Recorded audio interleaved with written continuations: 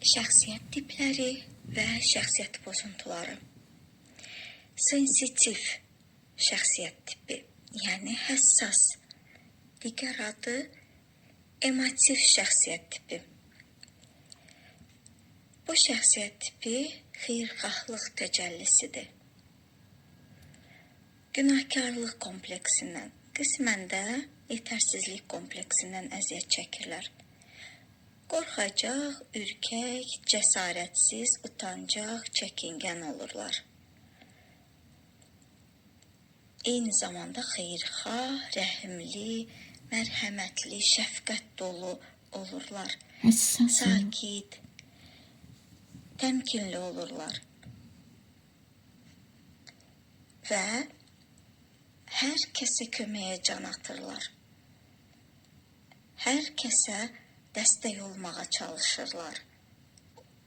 Belə insanlar fədakar olurlar.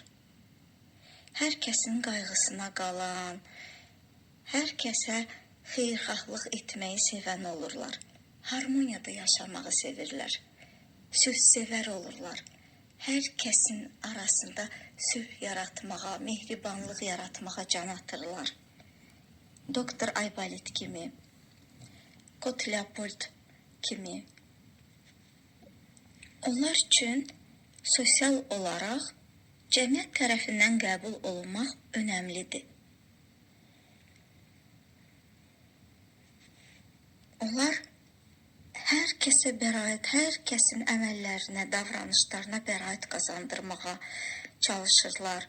Anlayışla yanaşmağa çalışırlar. Hər kəsi müdafiə etməyə çalışırlar. Hər kəsə ürəyi yanan olurlar. Qayğı göstərən olurlar. Xeyirxah olurlar. Hər kəsin yaxınlarının qayğısına qalırlar.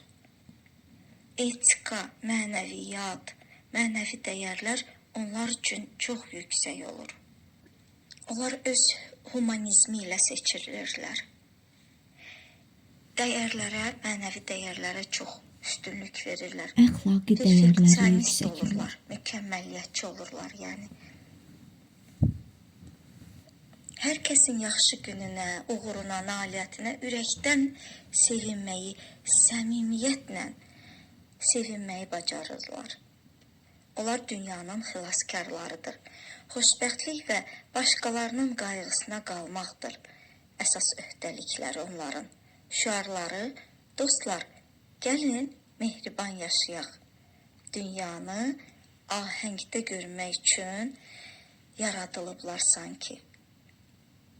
Və bunun üçün çalışırlar, bunun uğrunda yaşayırlar. Əllərindən gələni, bütün səylərini insanların sülh, əminamanlıq, rifah içərisində yaşamağı üçün səy göstərirlər. İnsanlar şən, xoşbəxt, sülh içində, harmoniyada yaşasınlar deyə mümkün vasitələrlə cəhd edirlər. Fədakar olurlar. Özlərini hətta yüksək ideyalar uğrunda qurban verməyə, başqalarını xilas etməyə hazır olurlar. Tək ki, başqalarına yaxşı olsun. İnsanlara çox dəyər verirlər. Onların hiss və duyğularına hörmətlə yanaşırlar. Daha yüksək dəyərlər, inkişaf, insanları maarifləndirmək, bildiklərini paylaşmaq, bölüşmək, insanları ruhlandırmaq, onlara dəyər vermək, uğurlara səsləmək, insanların vəziyyətlərini yaxşılaşdırmaq üçün əllərindən gələni edirlər. Çox da dərin düşüncəli olurlar. Duyğuları dərin olur. Hissləri çox dərin olur. Niyyətləri çox pozitiv olur. Hər zaman da pozitiv niyyət axtarışında olurlar. Hər kəsin də davranışında, söylədiyi fikrində, niyyətində pozitiv niyyətlər axtarırlar ki, bunu xeyirxahlıq niyyəti ilə dedi. Bunu yaxşılıq məqsədi ilə dedi. Hər kəsə bəraət qazandırmağa çalışırlar. Çox həssas olurlar. qəlbləri yuxa olur. Yumşaq qəlbli olurlar. İnsanları duya bilirlər, anlaya bilirlər, qayğılarına qala bilirlər. Eyni zamanda qorxacaq və ürəksiz olurlar. Kimisə xətrinə dəyməyə qorxurlar.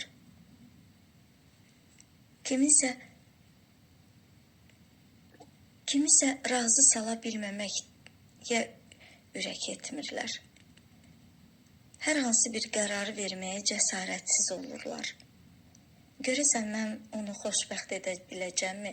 Görəsən mənim bu davranışım, bu qərarım başqalarına xeyirli olacaqmı?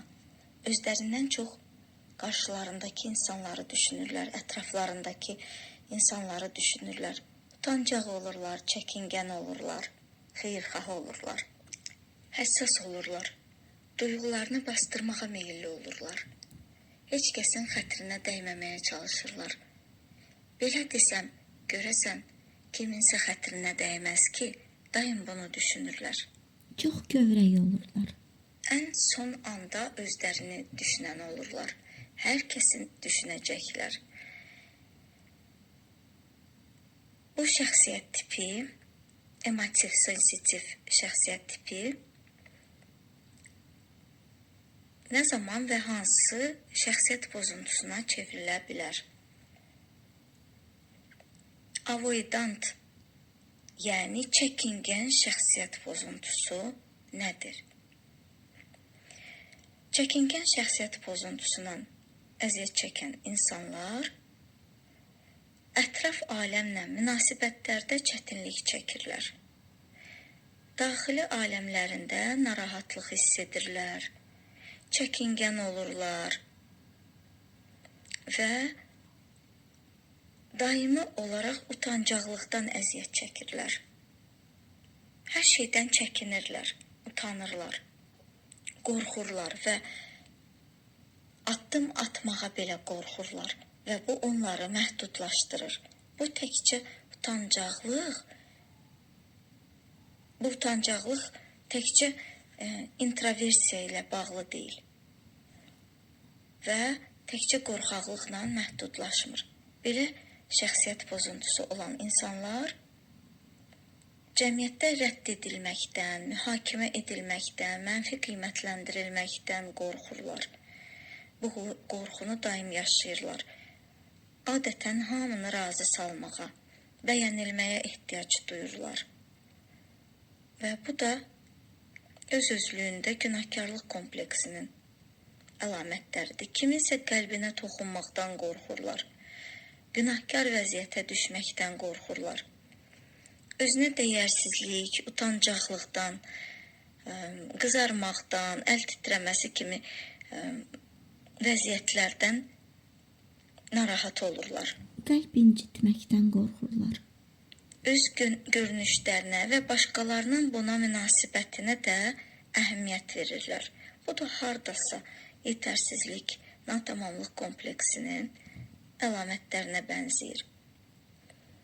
Sevilmələrinə rağmen buna əmin olmağa çalışırlar. Sevilmələrinə əmin olduqları təqdirdə öz hisslərini etiraf edə bilirlər. Sevildiklərinə qarşı tərəfin dilə gətirib etiraf etmədiyi halda, dili ilə iqrar etmədiyi halda, əmin olmadıqları halda, təqdir edildiklərinə inamları olmadıqda, tam əminlikləri olmadıqda, bəyənilməmək, rədd edilmək qorxusundan münasibətlərdən qaçırlar. Gülüş obyektinə çevrilməkdən qorxurlar. Yaxın münasibət qurmaqda çətinlik çəkirlər. Yeni insanlarla tanış olmaqda utancaq və əsəbi davranırlar. Onlar tənqid olunmaqdan qorxurlar. Bacarıqsız olduqlarına inandıqları üçün yeni işlərə başlamaqdan və ya müxtəlif fəaliyyətlərlə məşğul olmaqdan çəkinə bilərlər. Bu artıq bu əlamətlərdən bir neçəsi müşahidə olunarsa, çəkingən şəxsiyyət pozuntusunun diaqnozu qoyula bilər. Çox vaxt təşviş və qorxu keçirirlər, münasibətlərdən qaçırlar, tənqiddən, rədd edilməkdən, kənarlaşdırılmaqdan qorxurlar, cəmiyyətdə mənfi qiymətləndirilməkdən qorxurlar, buna həssas olurlar. Cəmiyyət tərəfindən özlərinin qeyri-adekvat qiymətləndirilməsindən narahat olurlar. Yalnız sevildiyinə əmin olduqda münasibətlər qururlar, ələ salınmaqdan qorxurlar, yaxın münasibətlərdən utanırlar. Bütün bunlar avoidant, yəni çəkingən şəxsiyyət pozuntusunun əlamətləridir. Avoidant. Çəkingən, qaçınqan olurlar.